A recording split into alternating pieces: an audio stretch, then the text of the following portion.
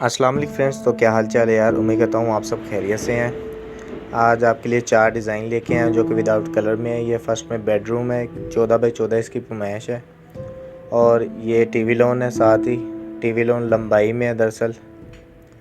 और साथ ही इसके छोटा सा हिस्सा कोई भी आप लगा सकते हैं, वो जैसे आप देख सकते हैं उसको अलग डिज़ाइन किया हुआ है।